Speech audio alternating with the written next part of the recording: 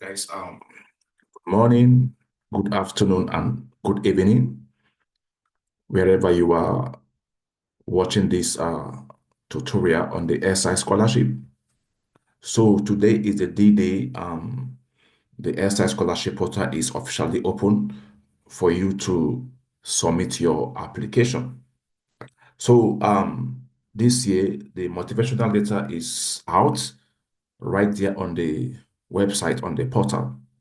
And just one question is being asked, and it is, what do you think is the biggest societal challenge today, and how would you like to contribute to solving it? So, this is how you should approach this motivation letter, in my opinion, and I think it's very good. If you follow this format, it will make your letter to be very strong. So remember, you just have maximum of 1,000 characters. So this is the approach that you can use to tackle this question. Number one, identify a specific problem in your country, region, or community. It is very, very important. You cannot solve all the problem in your country. So just look at a specific problem, maybe in your organization, in your country, in your community where you live. So identify that problem. And then number two, clearly outline a pressing, that is still number one, clearly outline a pressing issue affecting your country, region, or community. You must state that problem in clear terms. What is affecting your community, your region, or your country? It could be maybe poverty, it could be flood, it could be terrorism, it could be hunger, it could be health issue. So whatever it is, identify that problem. All right.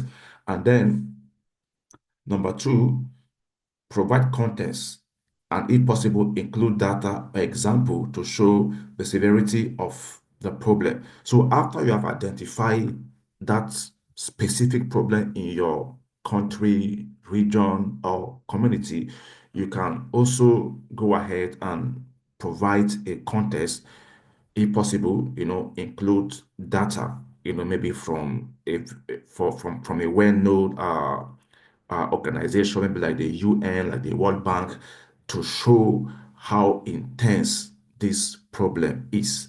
All right. So identify a specific problem, that is affecting your country, region, or community, and then provide a context. You know, you can use statistics, you can use numbers to show that this thing is really very, very urgent, need urgent attention. Then the number 2 point here is explain the master's program in Sweden. Okay, explain how the master's program in Sweden will help you address the problem. So, number one, you have identified the problem and you have showed context in terms of statistics, numbers, and then number two, you have to show how the master's program in Sweden will help you address this problem that you have identified. So maybe you have to describe specific courses, research opportunities, and expertise as university in Sweden that align with solving this problem. Maybe, for example, if my problem I identify maybe is in the area of let's say health, then I should be able to go through my program content on the university website, then pick those courses that I think that when I study them, it will help me to address this particular problem that I've identified in the first part. All right, so you have to explain how this master's program, the skills, the knowledge, the connection, the research opportunities that you will acquire through this master's scholarship that will help you to, solve this problem.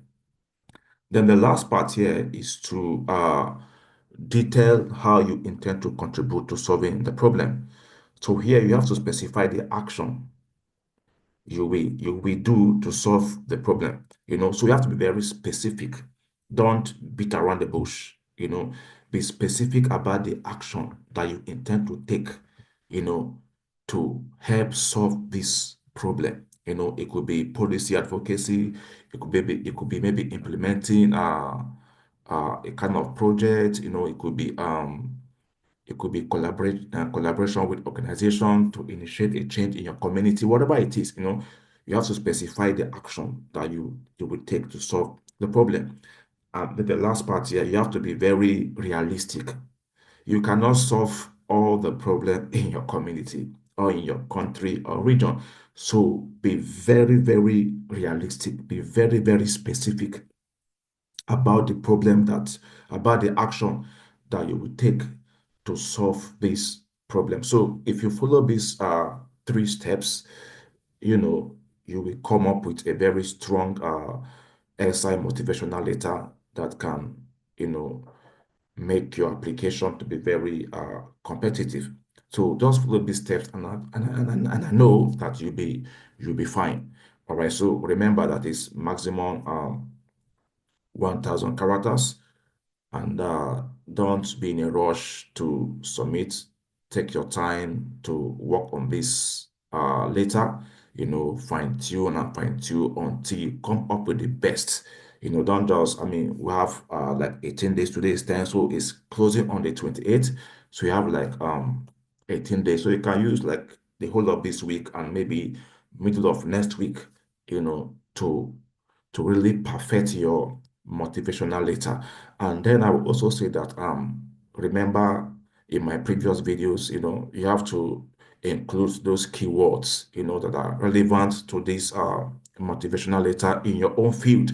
So search for those keywords, and also integrate them in your motivation letter. It will make your application to be very strong. All right. Thank you for watching, and I wish you all the best. Bye.